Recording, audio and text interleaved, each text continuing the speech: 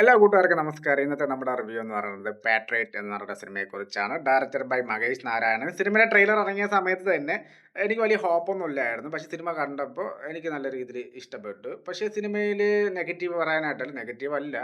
മഹേഷ് നാരായണൻ്റെ സിനിമകളിലൊക്കെ അത്യാവശ്യം ആ ഒരു റിയലിസ്റ്റിക് പോലെ അല്ലെങ്കിൽ ഒരു ലാഗൊക്കെ ഫീൽ ചെയ്യുന്ന രീതിയിലൊക്കെയാണ് അദ്ദേഹം എടുക്കാറുണ്ടെന്ന് തോന്നുന്നു.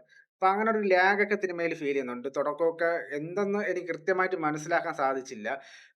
ജസ്റ്റ് ഒരു ഇൻട്രൊഡക്ഷൻ പോലെ തുടങ്ങി പിന്നെ സിനിമയുടെ ടൈറ്റിൽ എഴുതി കാണിച്ച് പിന്നെ അങ്ങോട്ട് പോകുമ്പോഴാണ് കാര്യം ഒന്ന് പിടിച്ച് പിടിച്ച് വരുന്നത്.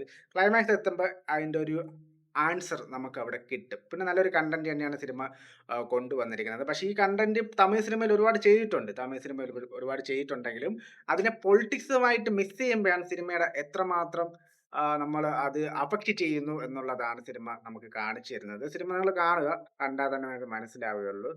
പക്ഷേ ഇതിൽ എനിക്ക് വേറൊരു നെഗറ്റീവായിട്ട് പറയാനുള്ളത് ഇതിലെ കാസ്റ്റാണ്. അതായത് മമ്മൂക്കയ്ക്ക് എനിക്ക് തോന്നുന്നു അത്യാവശ്യം നല്ലൊരു കാസ്റ്റാണ്. മമ്മൂക്കയ്ക്ക് വേണ്ടി എഴുതിയ പോലെ തോന്നി. പക്ഷേ ലാലേട്ടനോ അല്ലെങ്കിൽ കുഞ്ചാക്കോ ബോബൻ, ഫഹദ് ഫാസിൽ ഇവരുടെ ആ ഒരു അല്ലെങ്കിൽ മറ്റു കഥാപാത്രത്തിന് ഒരു കഥാപാത്രത്തിന് വേണ്ടി ഒരു പെർഫെക്റ്റ് കാസ്റ്റായിട്ട് എനിക്ക് പേഴ്സണലി ഫീൽ ചെയ്തില്ല.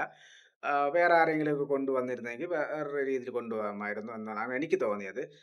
എനിവേ നല്ലൊരു മേക്കിംഗ് ആണ്. സിനിമ നല്ലൊരു മേക്കിംഗ് ആയിട്ട് ചെയ്തു വെച്ചിട്ടുണ്ട്. ബിജിഎമ്മും കൊള്ളാം. എഡിറ്റിംഗ് ഒക്കെ അടിപൊളിയായിട്ട് ചെയ്തിട്ടുണ്ട്. ക്യാമറ വർക്ക്സ് അടിപൊളിയാണ്.